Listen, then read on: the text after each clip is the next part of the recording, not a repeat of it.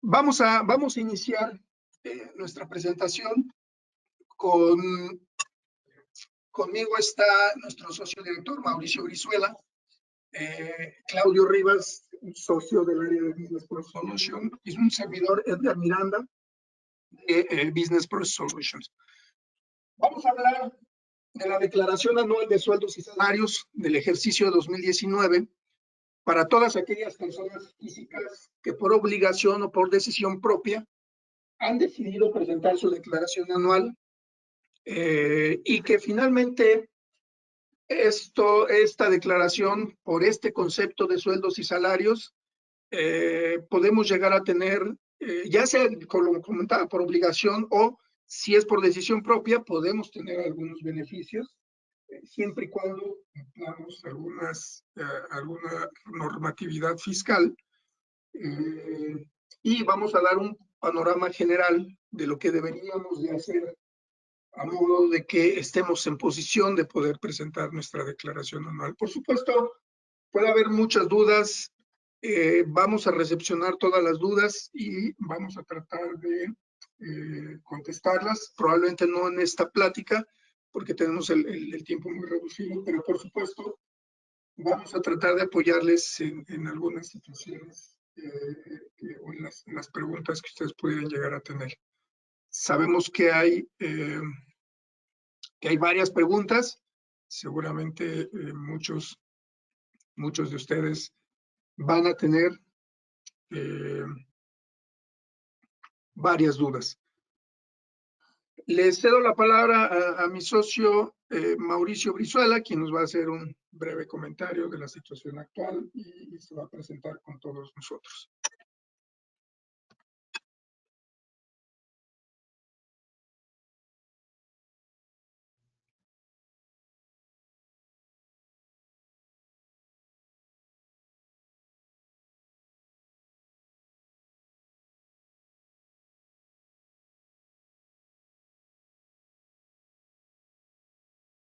Buenos días a todos.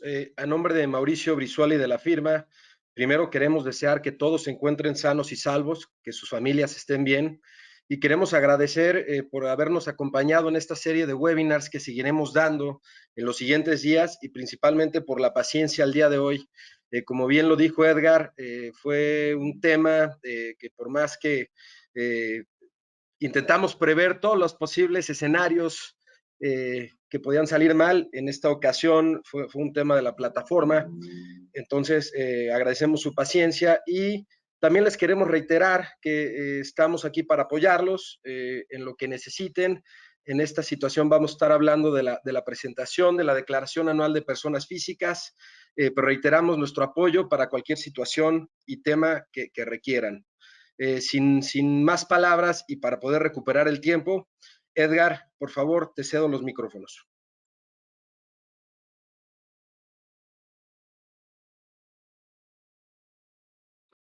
Bueno, mi socio Claudio Rivas nos apoyará con esta presentación. Al final yo estaré participando. Le cedo la palabra a mi socio Claudio Rivas. ¿Qué tal? Buenos días a todos. Es un placer acompañarlos y que nos acompañen en esta plática. Ya entrando al tema, vamos a revisar varias situaciones, varias cuestiones. El contenido de esta plática se los comento brevemente. Como primer punto, revisaremos de forma muy general cuál es el marco legal en el cual o mediante el cual se establecen las obligaciones de los mexicanos y de las personas físicas de presentar, de pagar impuestos y por supuesto de presentar la declaración anual. Revisaremos algunos conceptos que consideramos son muy útiles para entender este proceso. Revisaremos de forma muy general cuáles son los ingresos que se deben de estar acumulando en las declaraciones anuales.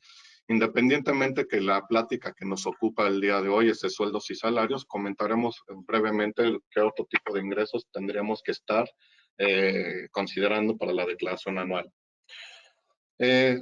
Estableceremos quiénes son las personas que están obligadas sí o sí a presentar la declaración anual de 2019.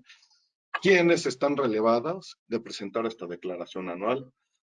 Una cuestión que creo que es importante conocer, cuáles son las deducciones personales, es decir, los gastos que las personas físicas pueden incluir en su declaración anual para efectos de disminuir la base gravable o incluso generar los saldos a favor, que normalmente las deducciones autorizadas es lo que ocasiona, que al final del ejercicio, si se hicieron los pagos oportunadamente del impuesto sobre la renta por cada uno de los ingresos, se va a generar necesariamente un saldo a favor.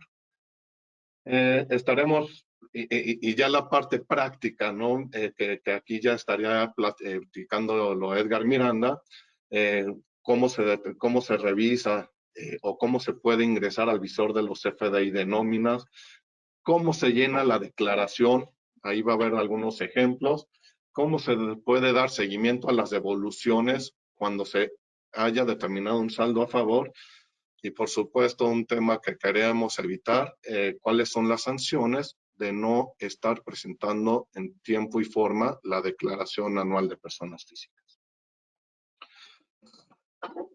Como marco legal, básicamente esta obligación inicialmente está en nuestra Carta Magna, es decir, en la Constitución Política de los Estados Unidos Mexicanos.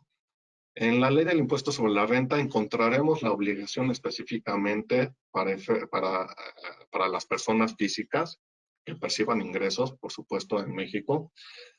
El reglamento de la ley del impuesto sobre la renta nos apoyará con algunas definiciones y algunos conceptos que tendremos que tomar en cuenta para el momento de presentar la declaración anual y algunos beneficios establecidos o reglas particulares establecidas en la resolución miscelánea fiscal vigente.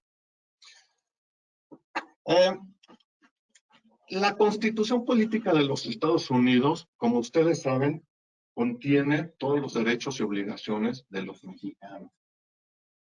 Específicamente el artículo 31, en su fracción cuarta, establece que todos los mexicanos como obligación deben contribuir al gasto público de una forma equitativa, proporcional y legal, es decir, que se encuentran en la legislación. Específicamente, ya estableciendo esta obligación en la ley del impuesto sobre la renta, bueno, primer párrafo, primer artículo de la ley es la obligación de pagar el impuesto a ciertas personas, dentro de las cuales se encuentran las personas físicas residentes en México. Concretamente, ya en el artículo 90 establece que la obligación de las personas físicas residentes en México de pagar el impuesto sobre la renta por los ingresos que obtengan. ¿Qué ingresos? Todos los ingresos. Estamos hablando de ingresos en efectivo, en bienes, en servicios, en crédito. Es decir, todas las personas físicas residentes en México deberán pagar impuestos sobre la totalidad de los ingresos percibidos, independientemente de dónde se perciban. Aquí hay un concepto que sí tendríamos que revisar. Seguramente algunos de ustedes podrían estar en esta situación de si son residentes o no para efectos fiscales en México.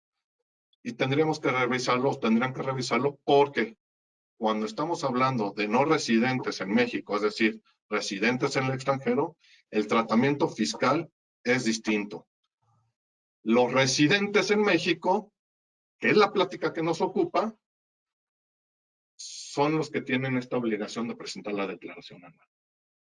Ahora bien, el artículo 94 de la Ley del Impuesto sobre la Renta establece de una forma más concreta el régimen fiscal para aquellas personas físicas que obtengan ingresos por sueldos y salarios y en general por la prestación de un servicio personal subordinado. Y en ese mismo artículo nos hace una relación de qué tipo de ingresos se consideran ingresos por supuesto, por sueldos y salarios, pero aquellos ingresos que aparte tienen o se deben de considerar asimilables a tales. ¿Qué quiere decir eso? Que van a tener el mismo tratamiento como de sueldos y salarios, aun y cuando no existe una relación de subordinación. Es decir, aun cuando no exista una relación entre patrón y empleado. Ya lo mencionaba, primero, ingresos por sueldos y salarios, pues son aquellos que prestan un servicio personal subordinado, relación empleado-patrón. ¿Qué otro tipo de ingresos van a tener este mismo tratamiento fiscal?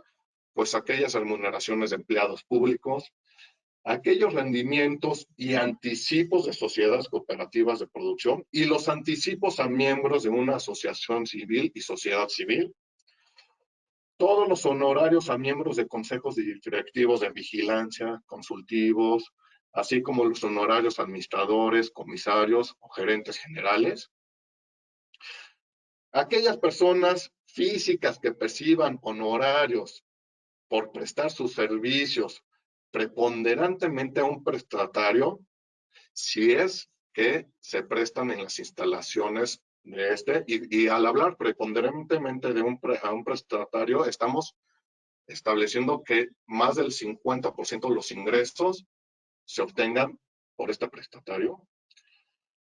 Y por supuesto, estas personas únicamente tendrán este régimen fiscal cuando así lo decidan. Es decir, es una opción. También, cuando las personas físicas que obtengan ingresos de actividades empresariales, cuando opten por aplicar este régimen. Y quienes ejerzan la opción otorgada por un empleador para adquirir las acciones del propio empleador o de una parte relacionada de este. Estos ingresos también estarán sujetos al régimen fiscal de sueldos y salarios. Dentro de la definición de conceptos, los que consideramos que nos pueden ayudar a entender todo el procedimiento para la presentación de la declaración anual, ya lo platicamos, que es un concepto de asimilado. Este concepto es un concepto que solo existe para efectos fiscales. En este, quien percibe ingresos por asimilados, es decir, los que platicamos hace unos momentos, no hay una relación laboral. Normalmente este régimen es utilizado por personas que prestan un servicio a una persona física o moral cuando no existe una relación laboral, entendiéndose como tal una relación de subordinación.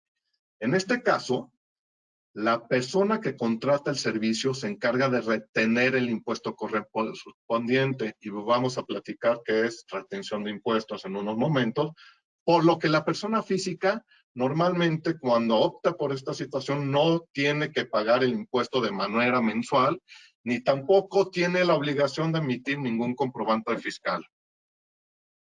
Otro concepto que vamos a estar platicando son los ingresos grabados y básicamente es el ingreso que percibe la persona física que está sujeto al pago del impuesto sobre la renta.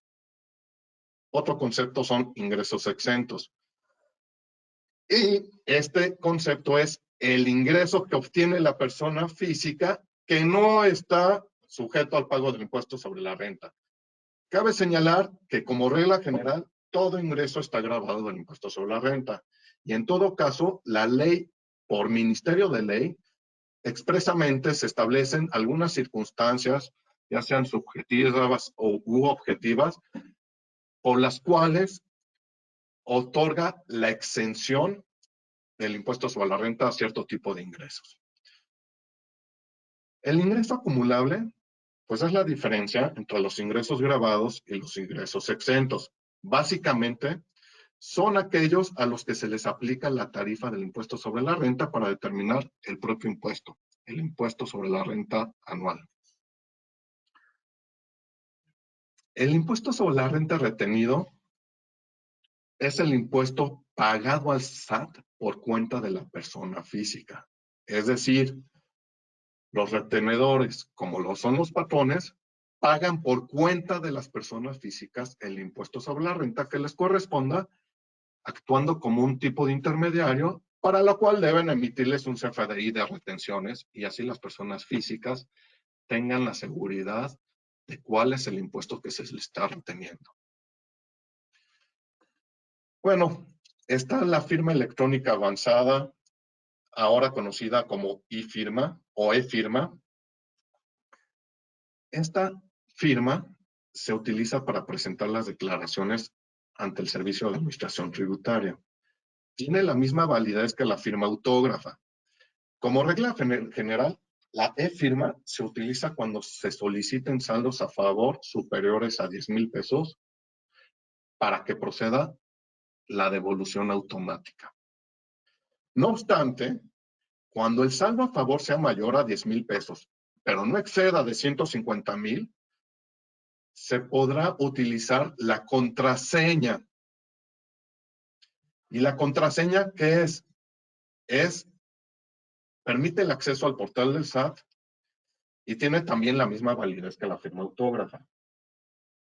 Esta normalmente se puede presentar en la declaración con la contraseña cuando el saldo a favor determinado sea menor a 10,000 pesos. Pero les mencionaba, cuando se tiene mayor a 10,000 pesos y no exceda 150,000 pesos, se puede utilizar la contraseña siempre y cuando se tenga la cuenta clave, es decir, la clave bancaria estandarizada a 18 dígitos, activa y esté precargada ya en el aplicativo del SAT. Es decir, que en años anteriores ya se hubiera cargado esta clave para que pueda obtenerse esta devolución automática a través de la contraseña.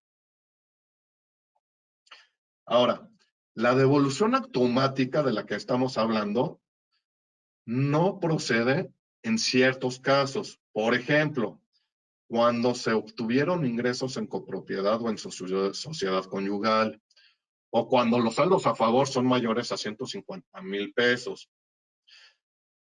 O también, por supuesto, está la opción de no llenar el cuadro de devolución automática y en ese momento, pues no se puede obtener la devolución automática, o en el ínterin de que les resuelva Hacienda, si procede el saldo a favor, estén presentando la devolución adicionalmente vía formato electrónico de la devolución.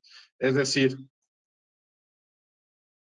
utilizando la e-firma y la contraseña y poniendo el recuadro de devolución automática, se puede obtener esta devolución siempre y cuando hay que tener cuidado que el saldo a favor no sea superior a 150,000 pesos. Esta situación normalmente va a pasar únicamente para quienes realicen otro tipo de actividades y tengan otro tipo de ingresos.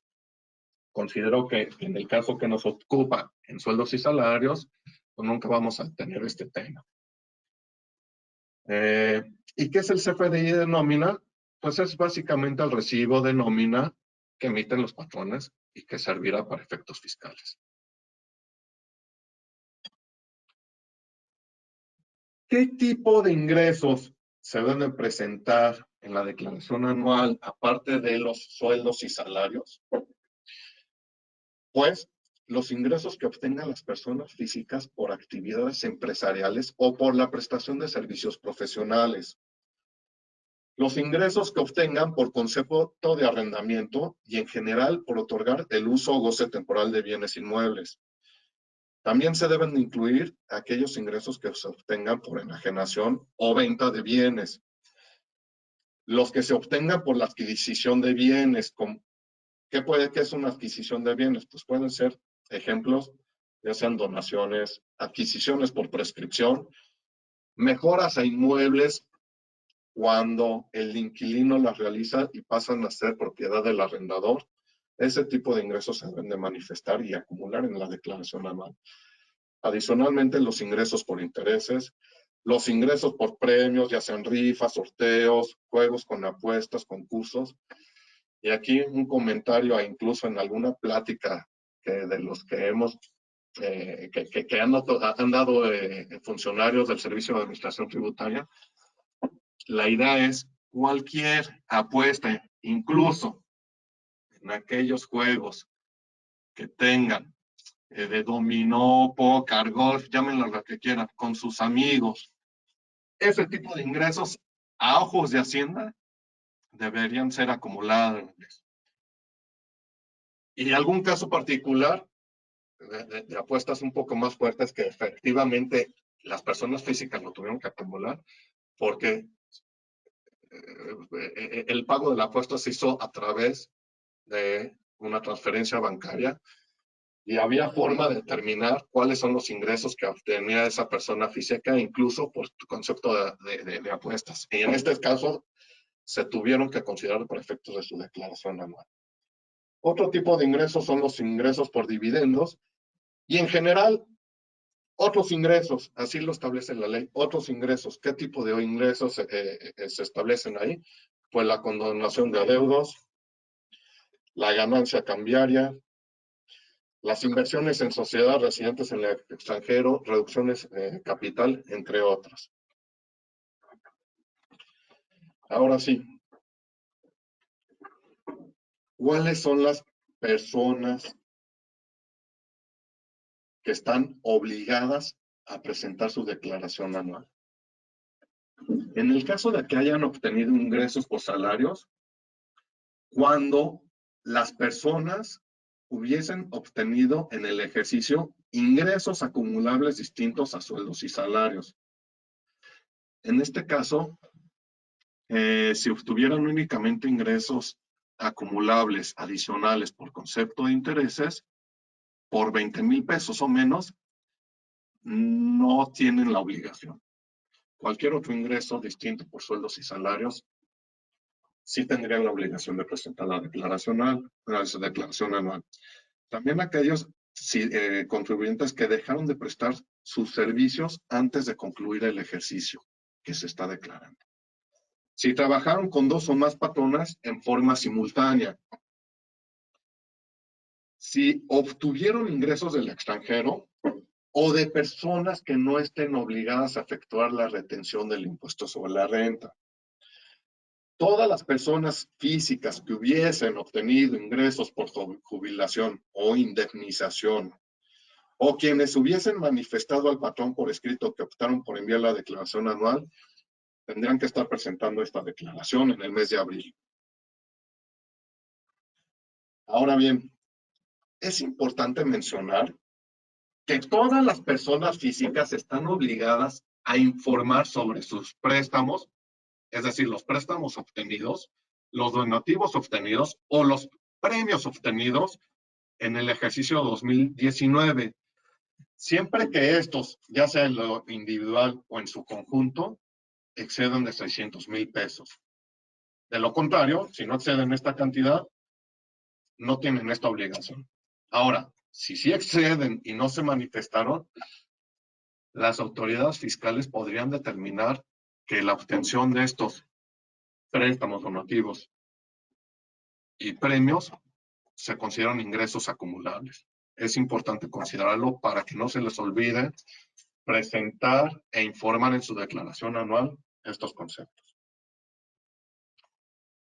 También es importante que se deben de informar los ingresos exentos y grabados superiores a 500,000 pesos.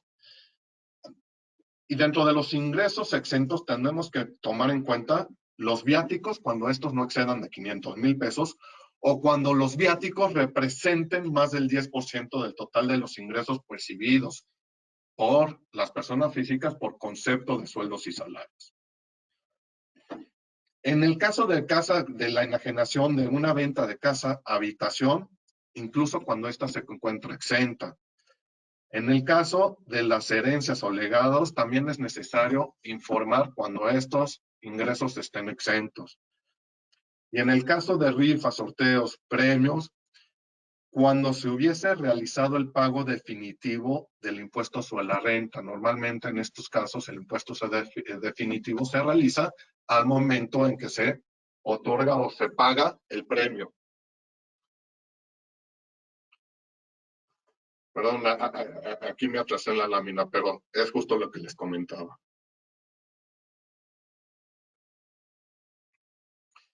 ¿Quiénes no están obligadas a presentar la declaración anual?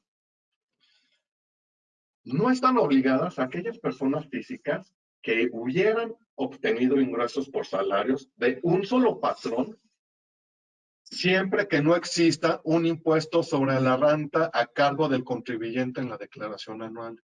Y adicionalmente, el patrón haya emitido el comprobante de nómina por la totalidad de los ingresos, incluso cuando estos sean superiores a 400,000 pesos.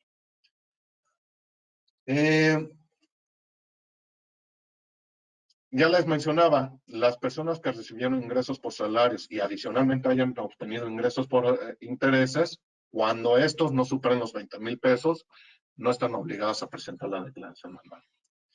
Ahora bien, esta facilidad de no presentar la declaración anual no es aplicable si en el ejercicio se obtuvieron ingresos por jubilación, pensión, liquidación o algún otro tipo de indemnización laboral.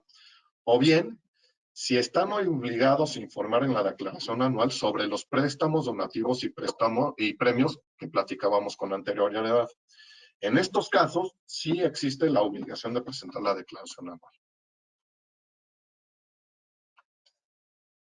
Hablando un poco de las deducciones personales, ya les comentaba, creo que es uno de los temas que tenemos que considerar y creo que son los que más llaman la atención, pues son los que a final de cuentas van a originar el saldo a favor. Como deducciones tenemos los gastos médicos, por ejemplo. Estos gastos médicos que comprenden, pues todos los honorarios médicos, los servicios profesionales en materia de psicología y nutrición, los honorarios dentales.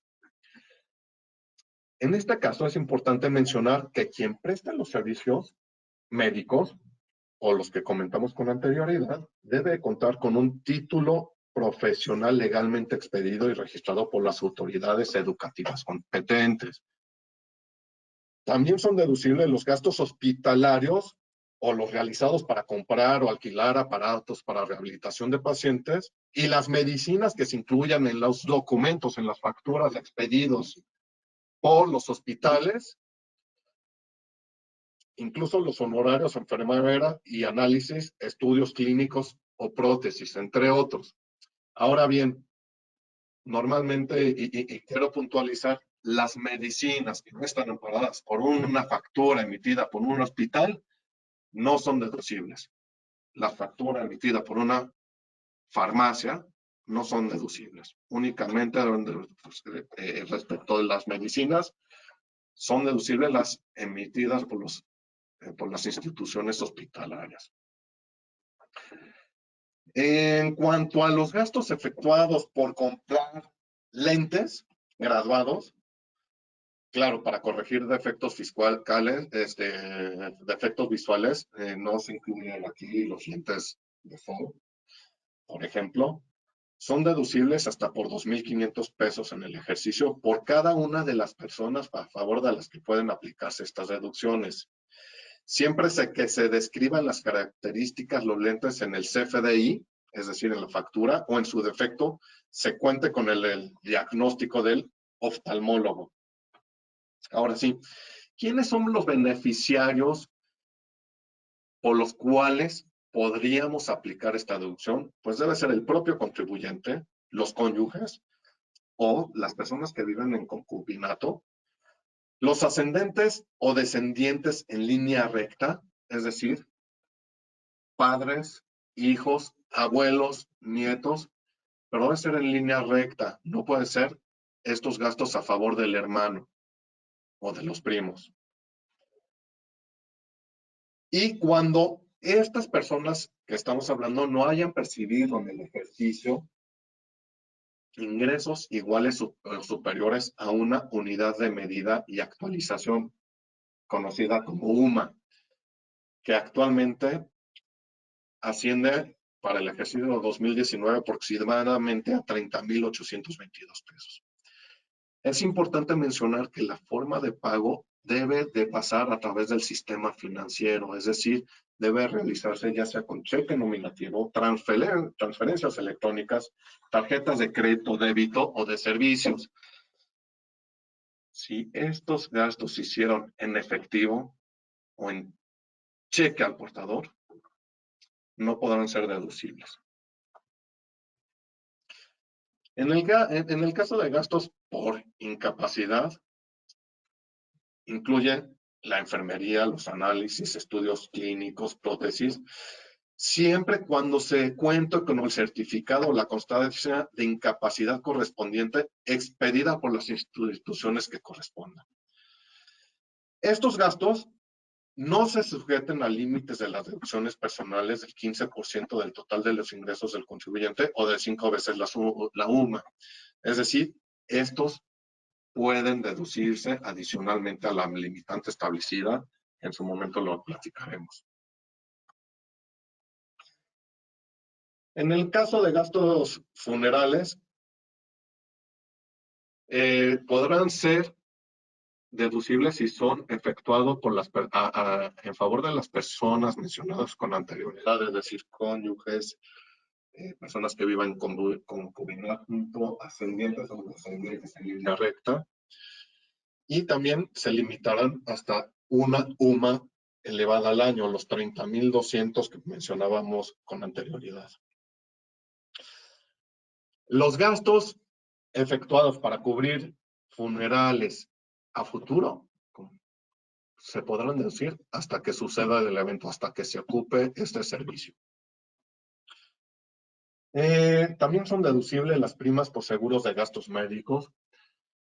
Estos deben de cubrir servicios complementarios o independientes de los servicios de salud públicos y como requisito la parte preventiva cubierta sea únicamente para cubrir los pagos y gastos por concepto de los gastos médicos ya mencionados como deducción autorizada. Los intereses reales pagados por créditos hipotecarios destinados a casa de habitación también son deducibles, siempre y cuando estos intereses, estos créditos estén contratados con el sistema financiero o con organismos públicos federales y estatales. Para que sean deducibles estos intereses, el crédito no puede exceder de 750,000 unidades de inversión, que aproximadamente ascienden a 4,725,000 pesos. En caso de que el crédito exceda de esta cantidad, los intereses únicamente podrán deducirse en la proporción que guardan los 750,000 UDIs con respecto del total del crédito. Los donativos también serán deducibles cuando los mismos sean otorgados a donatarias autorizadas, las cuales son las que están autorizadas a emitir comprobantes deducibles de impuestos. La limitante será del 7% como deducción de estos donativos respecto de los ingresos acumulables del ejercicio anterior, o del 4% si estos donativos fueran realizados al gobierno.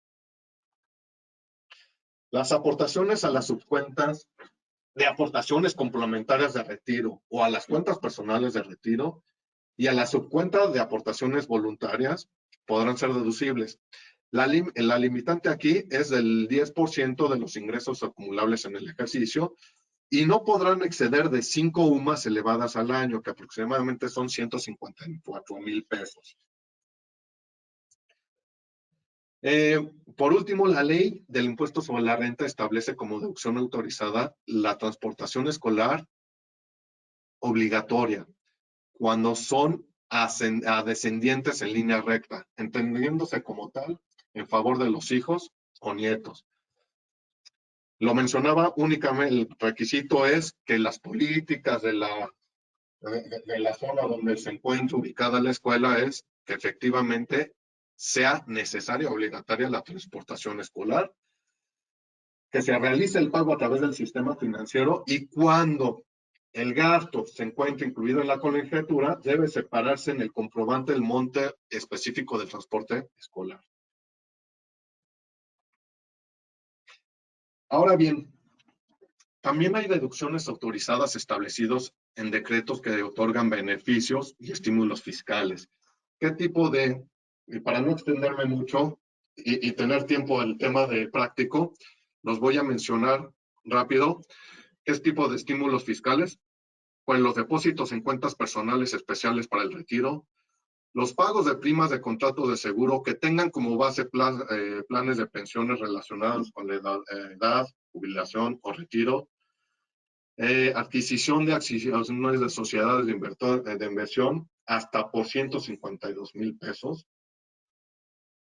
Por supuesto, al momento en que las cantidades deducidas se retiren, se revisen de estos planes, estos ingresos deben de considerarse como ingresos acumulables. Y las colegiaturas, pues las colegiaturas en nivel preescolar serán hasta 14,200 pesos al año, en primaria hasta 12,900, secundaria 19,900, profesional técnico 17,100 y bachillerato o preparatoria, que es el equivalente al bachillerato, serían hasta 24,500 pesos al año. Estas colegiaturas pueden ser deducibles por cada uno de los hijos o nietos. ¿De acuerdo? Las deducciones personales, ya lo comentaba, no pueden exceder de 5 UMAS elevadas al año, es decir, de los 154,000 pesos o del 15% de los ingresos totales percibidos en 2018, el limitante que resulte de los menor de las dos cantidades. Para determinar este límite, no se consideran los gastos médicos por incapacidad, donativos, las aportaciones voluntarias y las aportaciones complementarias de retiro. Y en mi opinión también deben de exceptuarse las colegiaturas, dado que esto viene en un estímulo fiscal y que no se contempla en la ley del impuesto sobre la renta. Algunas consideraciones para asegurar la deducción de estos gastos. Yo sé que a toro pasado puede ser complicado, pero para el ejercicio 2020 creo que va a ser útil esta información. Cerciorarnos de realizar todos los pagos a través del sistema financiero, es decir, evitar los pagos en efectivo o con cheques al portador. Cerciorarnos que los FDIs emitidos detallen correctamente la forma de pago y las claves correspondientes que deben estar incluidas en el CFDI. En caso de que los FDIs no estén emitidos correctamente, pedir la sustitución de los mismos. De manera contraria, no podrán ser deducibles. Únicamente para concluir esta parte y pasar a la parte práctica, el pago en una sola exhibición lo podrán identificar en los FDIs como PUE.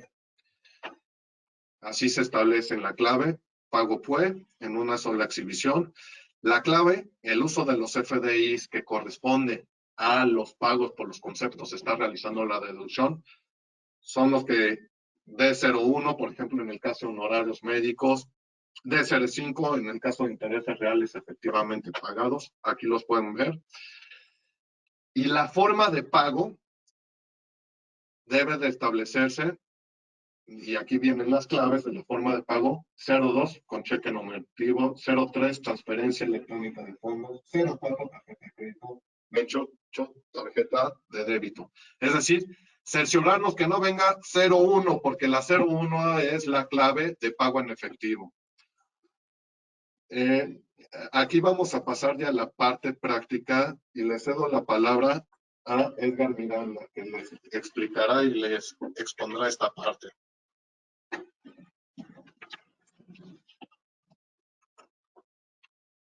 Vamos a tratar de hacer esto de la forma más eficiente para no hacer más uso de su tiempo. ¿Qué debemos de tener en cuenta?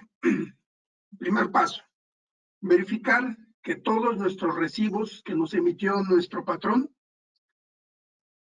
son los que corresponden a los ingresos que recibimos nosotros en efectivo. ¿Qué sucedió en años pasados? Se duplicaron recibos. Entonces, el SAT en un mes podía llegar a tener 3 recibos cuando solo se recibieron 2 que corresponden a 2 pagos hechos por partes del patrón.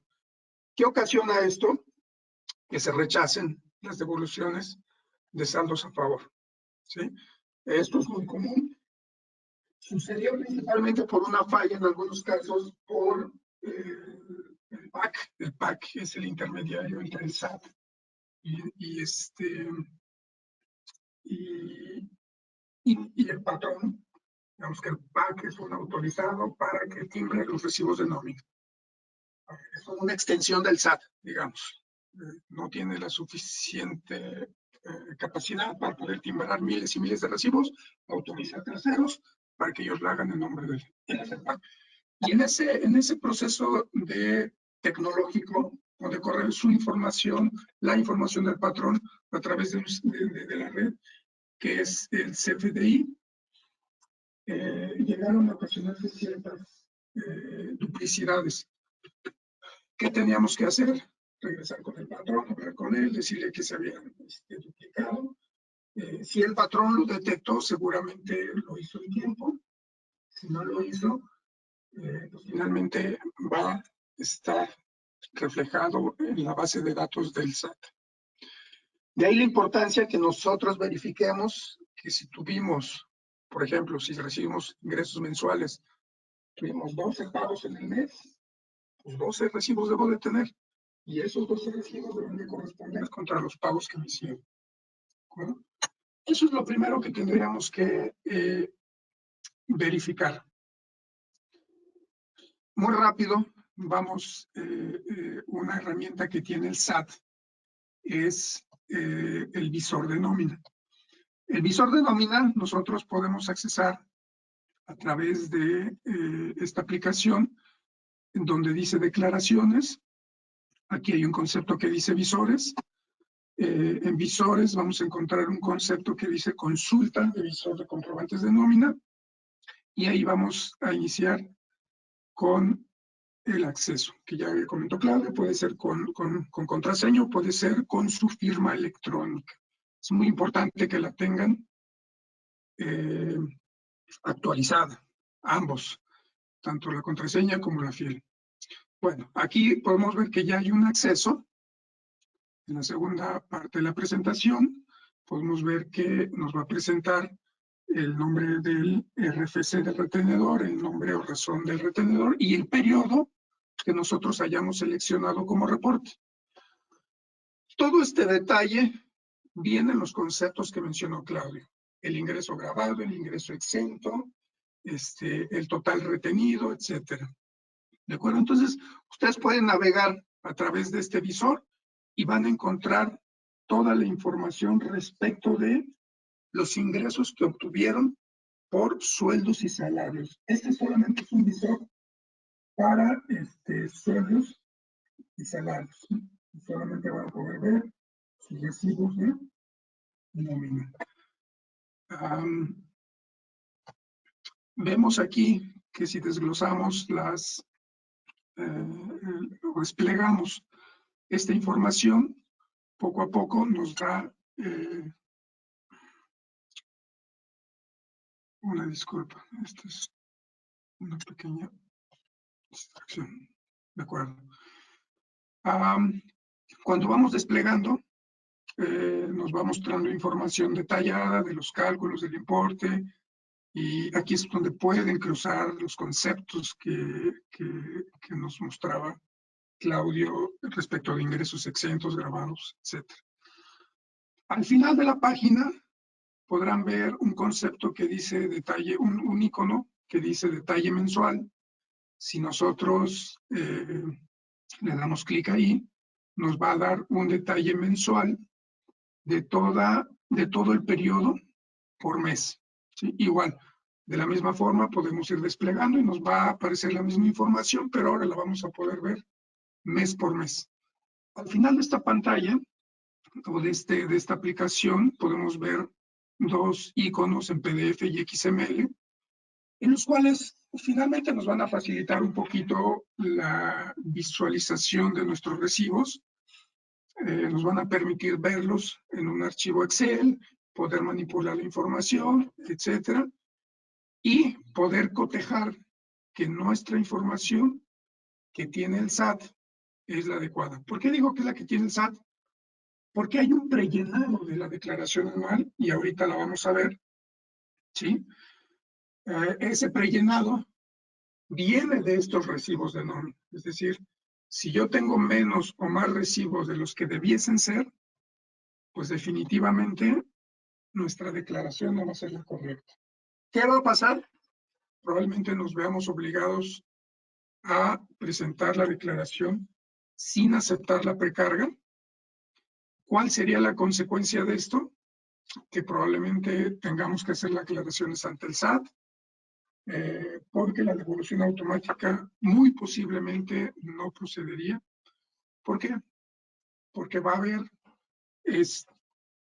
haber discrepancias entre lo que tiene el SAT y lo que ustedes están manifestando de manera manual. Por eso es importante, creemos que una vez que esté cotejado esto, si checa, si cuadra, es un término que utilizamos los contadores, si cuadra es que una información es la misma que la otra, es decir, los recibos es lo mismo que tiene el SAT y vamos a poder aceptar la precarga que tiene el SAT. Eso es lo más recomendable para poder tener la devolución automática sin ningún inconveniente. Bueno, básicamente ya esta es la obtención del archivo Excel. Les voy a mostrar cómo lo expide de esta forma. Da el listado, cuándo fue emitido, la fecha de pago, los periodos, los meses, etc. Y del lado derecho muestra los nombres de los FDIs con su UUID. Del lado izquierdo, viendo de frente la pantalla, el detalle mensual, bueno, viene un detalle mensual de este mismo archivo. ¿De acuerdo? Bueno, eso es por el tema del visor del recibo de nómina. También hay un visor de gastos personales que también nos van a ayudar a clasificar. Sin embargo, eso también lo podemos visualizar dentro de la declaración anual, donde nos segregan por concepto de gasto. Es decir, si observaron las claves que mostraba Claudio, que debe de contener el CFDI de gastos, en función de esa clave, el SAT segrega y dice, a ver, de gastos médicos, obtuviste tanto, de gastos hospitalarios, de gastos funerales, tanto, de colegiaturas, tanto, de seguros, tanto, etc. El mismo sistema ya lo desglosa. ¿Cuál es la recomendación aquí? Que sí verifiquen lo que ya comentó Claudio, verifiquen sus recibos de gastos. Si los recibos de gastos están mal, es decir, si ustedes pagaron con tarjeta de crédito y lo emitieron en efectivo, el SAT, por supuesto, va a tener su CFDI registrado de gasto. Sin embargo, no lo va a tomar en cuenta para la deducción porque es un requisito que se ha pagado con tarjeta de crédito o tarjeta de débito, transferencia o un cheque nominativo. Si se equivocó su proveedor de servicio, pídale que se lo cambie. Desafortunadamente, si ahorita quieren ir y pedirle que lo expida para que salga con fecha de 2019, esto es imposible. Ya no se puede, ya no lo registra el SAT para esta declaración. Con un poco de suerte lo podremos hacer deducible en el 2020, con el inconveniente de que si tuviéramos que aclarar algo con el SAT y tengamos que demostrar en qué fecha se pagó ese recibo, va a haber una discrepancia entre la expedición y el pago, lo cual simplemente sería aclararlo y en algunos casos podríamos estar sujetos al criterio de la persona que nos esté revisando para que nos liberen nuestra devolución. O si nos pagaron parcialmente la devolución y estamos solicitando la devolución del remanente, pues vamos a entrar ahí en un proceso un poco más tardado hasta que quede aclarado todo esto. Para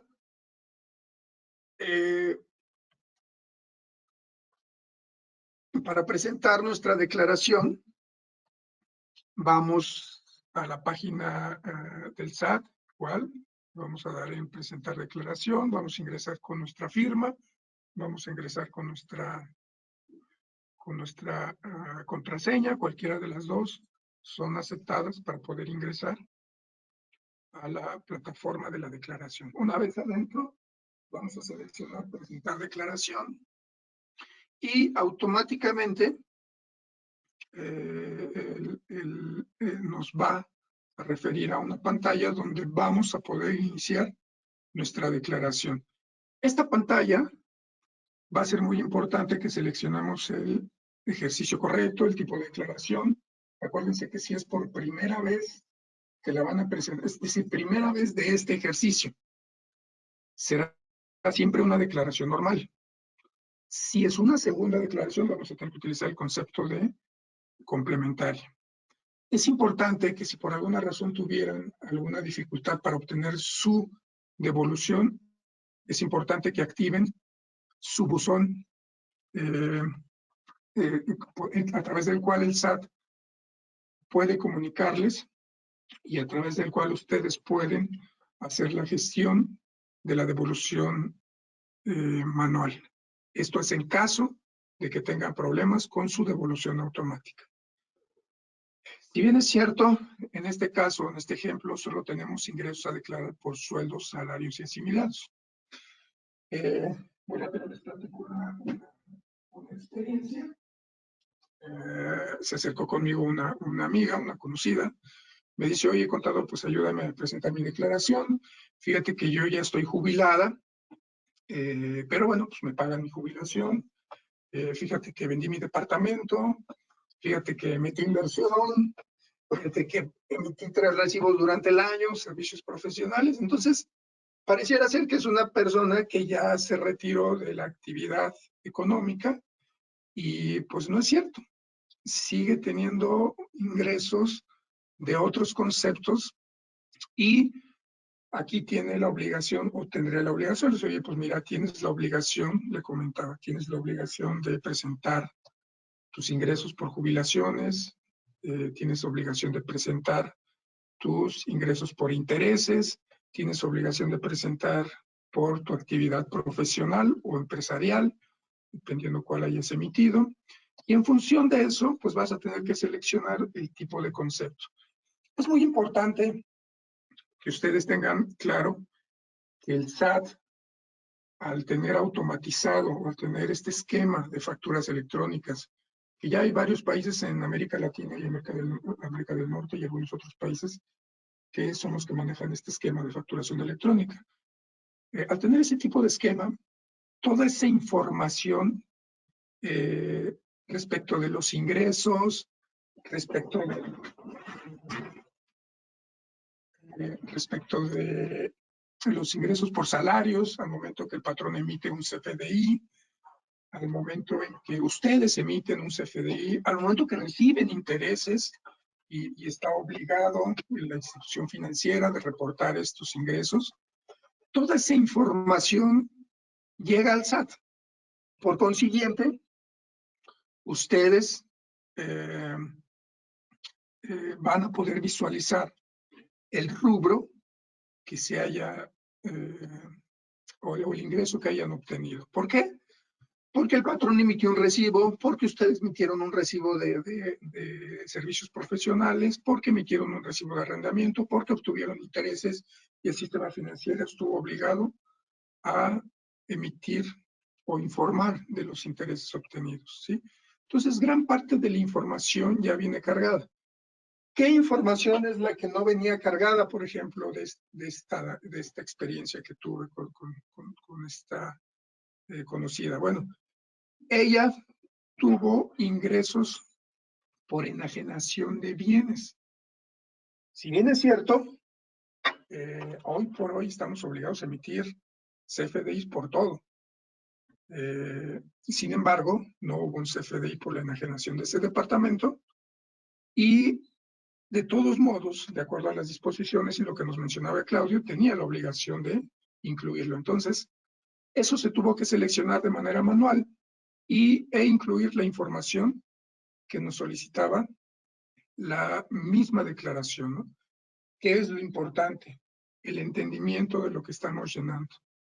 Si bien es cierto, de manera muy general, tal vez estoy obligado a presentar la declaración solo por sueldos y salarios. Decido pues no presentarla porque no la entendí, no sabía que estaba obligado. Con un poco de suerte no sucede nada, ¿no? No quiere decir que estemos bien. La obligación es presentarla si estoy en ese supuesto. Sí puedes tener ciertos beneficios como tener tu saldo a favor, como ser sujeto de un crédito, por ejemplo. Tú presentas tu declaración anual y puedes probar que estás pagando tus impuestos, que eres un sujeto que tiene una actividad económica, aunque sean sueldos y salarios. Eres un sujeto de crédito. Anécdota muy rápido. Y eso creo que lo saben muchos los que se dedican al arrendamiento. Tienes un arrendamiento, procura emitir tus recibos. Hoy por hoy, resoluciones cívicas no se resuelven cuando tienes una demanda de la persona a la que le estás rentando uno de tus bienes, no le emitiste recibos, no hay modo de cómo ganes una demanda si no demuestras que le estuviste rentando, y lo único que puedes hacer es mostrar tus recibos de arrendamiento. Entonces, vale la pena siempre estar en cumplimiento, y además creo que podemos obtener beneficios presentes y futuros, ¿de acuerdo? Bueno, una vez que seleccionamos ya los conceptos a declarar, pues nos va a llevar a un rubro de ingresos, donde en este proceso empieza a leer lo que tienes precargado. Una vez que lo lee, te da la información de lo que hay precargado, el ingreso y el ISR retenido. En este caso, pues solamente son salarios, y el impuesto retenido es lo único que nos muestra. Por eso, por esta razón, se fue hasta la determinación automáticamente el sistema. De otra forma, si hubiera otro tipo de situaciones que deberíamos de llenar, por ejemplo, en ingresos, ahorita les voy a mostrar qué es lo que indica la propia plataforma. Indica algunos puntos en rojo con un número. Eso quiere decir que tienes 2 rubros obligatorios a llenar, o 3 rubros, o 9 rubros, etc. En este caso no hubo deducciones personales, sin embargo, sí las pueden revisar, pueden hacer revisión de los ingresos, pueden hacer una revisión de las deducciones personales, etc. Entonces, pueden ver el detalle de sus retenedores y sus deducciones personales. Bueno, voy a adelantar un poquito la presentación del video y me estoy regresando al inicio. Una vez que ustedes revisaron, vieron que estaba su información, al final de esta, en la determinación va a aparecer el importe a pagar o el importe a favor. Si es un importe a cargo, evidentemente estarías obligado a pagarlo. En este caso, por el rubro de ingresos, por el monto de ingresos, no está obligado a presentar declaración, y quien estuvo obligado a hacer el ajuste del ISR fue el patrón. Sin embargo, si hubiera tenido deducciones personales, le hubiera beneficiado para obtener un saldo a favor, el cual nos mostraría en unos campos al final, en donde vamos a incluir nuestra clave de nuestra cuenta bancaria y una declaratoria que esa cuenta bancaria está a nuestro nombre, que eso es muy importante, que esté a su nombre la cuenta bancaria. No vayan a poner la de alguien más, porque puede ser sujeto de rechazo por alguna circunstancia. Bueno, aquí únicamente me estoy regresando un poquito al tema de los ingresos, deducciones, solo como una revisión. Siempre es bueno dar una segunda revisión, y ya, me regreso al inicio. Si le doy presentar declaración, vamos a ver que ya hay una declaración que yo ya inicié y va a estar por 30 días vigentes. Si ustedes no concluyeron en ese momento y tienen algo que revisar, pueden regresar, seleccionarla y continuar donde quedaron en la misma declaración. ¿De acuerdo? Voy a adelantar un poquito, son los mismos pasos. Solo les voy a mostrar en caso que tengan, por ejemplo, ingresos por intereses, ¿no? Si por alguna razón tuvieron algún tipo de ingresos por intereses, bueno, tendrían que seleccionar, o lo más seguro es que ya venga precargada la información con respecto a los intereses, ¿sí? Aquí vemos cómo se vuelve a cargar la información. Voy a adelantar un poco para ya no retrasar tanto. Bueno, una vez que seleccionamos sueldos y salarios e intereses, nos dice que hay 2 rubros a llenar. En total, 3 rubros en el concepto de ingresos. En la determinación hay 2 conceptos que tendríamos que llenar. De ahí la importancia que entendamos qué es lo que vamos a poner. Si bien es cierto, podríamos equivocarnos ante un mal entendimiento de cada uno de los conceptos. Tal vez no haya ninguna consecuencia. Sin embargo, pues no quiere decir que esté adecuadamente llenada la declaración. Y muy probablemente no obtengan su devolución a favor, ¿no? O tengan algún obstáculo para poderla obtener. ¿De acuerdo? Una vez que ustedes concluyeron su declaración, si hubo impuesto a cargo, aquí se los va a mostrar, o en su caso, si hay devolución a favor, aquí mismo se los va a mostrar. Y simplemente en la parte inferior le vamos a dar enviar, vamos a obtener nuestra CUSI, vamos a obtener nuestra declaración. Y esperar en promedio 3 días hábiles para poder obtener nuestra devolución. ¿Qué pasa si a los 3 días hábiles no recibo mi devolución? O la recibo parcialmente. ¿Qué sucedió si por alguna razón ustedes tuvieron esta situación? Presentaron su declaración el día primero. Prácticamente todo, y se lo digo como experiencia personal, prácticamente a todos los que presentamos, o la gran mayoría de los que yo conozco y me compartieron sus experiencias, les rechazaron la declaración por una falla en el sistema. Los que la presentaron el día 2, esa falla aparentemente ya se había corregido porque hubo otras personas que me indicaron que la habían presentado el día 2 y que sin ningún problema les devolvieron. Entonces, si están ante esta situación y no les han devuelto la primera declaración, una solución muy fácil, en lugar de dar un seguimiento, meter un escrito, etcétera, presenten una complementaria, ¿sí? Esa fue la solución que yo apliqué. Me rechazaron, por supuesto, la normal, porque existía una complementaria y le dieron seguimiento a la complementaria, y con la complementaria me devolvieron mi saldo a favor. Entonces, ese es mucho mejor que tratar de meter un escrito tratando de solicitar una explicación de la razón por la cual no me devolvían. Cuando en mi entendimiento y por algunas pláticas que tuve, me hicieron la indicación que fue un problema del SAT. Ahora bien, el seguimiento lo podemos hacer aquí mismo en la página del SAT, ¿sí? Devoluciones y compensaciones, seguimiento de trámites y requerimientos. Y una vez que ingresamos aquí, podemos entrar con nuestra CIEC, con nuestra FIEL. Una vez que accesamos, nos va a pedir que desplegamos 3 tipos de información. El tipo de solicitud del ejercicio y el tipo, o mostrar la solicitud que yo requiero. Ahorita vamos a ver qué es lo que nos despliega.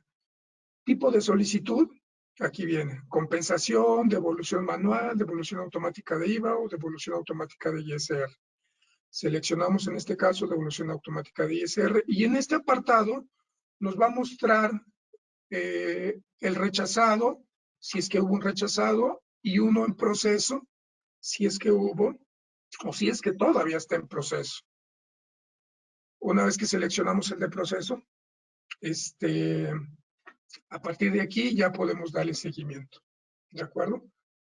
Ya en la página es muy intuitiva, podrían darle seguimiento y sin problema pueden revisar cuáles fueron los efectos del rechazo, cuáles fueron las razones, etcétera, o por qué parcialmente les devolvieron el ISR. Sí es cierto que si el problema es por un tema de CFDI, van a tener que meter un escrito, etcétera, un poco más complejo que simplemente meter una complementaria. Todo dependerá de la razón del rechazo. ¿De acuerdo? Bueno, este es de manera general simplemente para que le den seguimiento a su devolución, para que tengan un panorama general de lo que tendrían que hacer en caso de estar presentando su declaración, algún emprendimiento, si deberían o no deberían presentar algún ingreso, dónde deberían de reflejarlo, por qué aparece o por qué no aparece, etcétera. Vamos a hablar de las sanciones para finalizar y el socio nos va a poner con este tema. Gracias, Edgar. Aquí, para finalizar esta sesión, sé que hay muchos temas que tendríamos que estar tocando o que nos gustaría estar tocando y es imposible revisar todo con detalle. Sí quisiera sensibilizarlos de cuál pudieran ser las sanciones por el incumplimiento de presentar la declaración anual.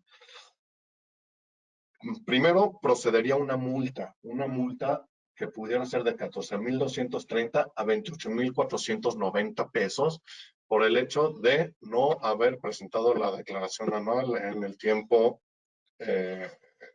señalado por las autoridades fiscales, o sea, abril. Y además, en aquellos casos en que se hubiese determinado impuestos sobre la renta a pagar, recuerden que adicionalmente debiera computarse actualización y el recargo correspondiente por dejar de haber pagado el impuesto sobre la renta en el momento que se debió haber pagado. Básicamente son las sanciones importantes, sobre todo en el esquema en el que nosotros nos encontraríamos como personas físicas, como ingresos por sueldos y salarios. Por último, solo agradecerles su tiempo. Desafortunadamente la falla nos hizo correr un poquito más, o más bien nos hizo concluir a destiempo, pero les agradecemos mucho su participación. Es un placer haber estado con ustedes. A nombre de todos mis socios, muchas gracias.